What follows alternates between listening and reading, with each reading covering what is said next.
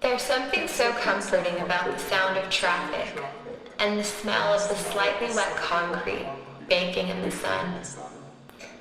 I'm walking, listening to cars honking, people shouting, people laughing, and I'm alone, but I feel completely immersed in the traffic of everyday life. It's only when I walk along a busy street alone that I notice how the landscape and the people dance with each other. The sidewalk moves me in a certain direction, and I take its lead, trying to seamlessly follow without stepping on anyone's feet. I'm trying to dance, stay on beat, 1 foot ahead of the other, chin up, shoulders down, when a person shouting into their phone, not looking forward, bumps into me. I bounce back like a rubber ball hitting a wall, involuntarily flung somewhere else. For a second, I'm knocked off balance. But the tick of time is something we all hear inside our heads if we try hard enough. And before I can even think about it or get mad, I'm right back on the beat.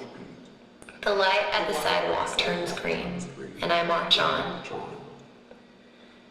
Little disturbances like this never bother me. Sometimes the world will push you, and all you can do is push back a little.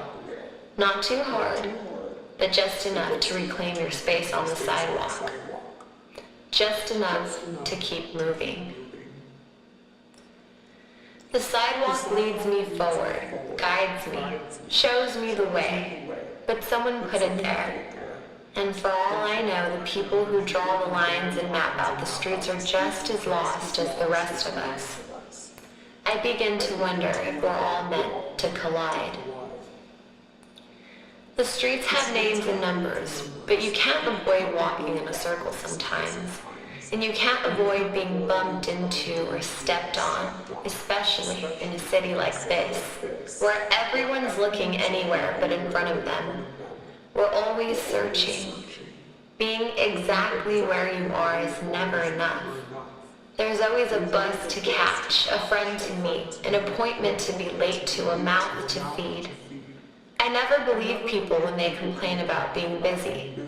Sitting in traffic, pushing your way through a crowd, waiting in line at the store, getting bumped into on a crowded sidewalk. These are all better than sitting still. If you sit still, you begin to die. So I'm on my way. I'm sweating a little, but I don't mind. Because if I'm sweating, I'm moving, and if I'm moving, I'm alive. Sometimes I really don't know. I'm the type of person who's got to constantly look in the mirror to make sure I'm really there. Anytime I get a chance to glance at my reflection, I take it, whether it's by looking at the window of a car that's passing by or a puddle on the floor. I guess that's why when someone bumps into me, I don't get mad. I use it as validation. I'm really out here. I'm really in the world. And I can't stand in the same spot all day. I have to move to stay alive. So sometimes I push back. But you can't push back too hard.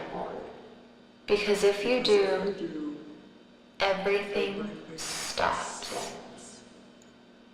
Everything freezes. You don't even get a warning shot. You're down on the floor, but you're supposed to be dancing. Haven't they told us all our lives that we are free? Turns out my movements aren't really my movements. And the streets I walk aren't here to lead me in a dance of self-actualization, but to keep me in line. I thought it was chin up, shoulders down, but then I tried to improvise. I tried to be free.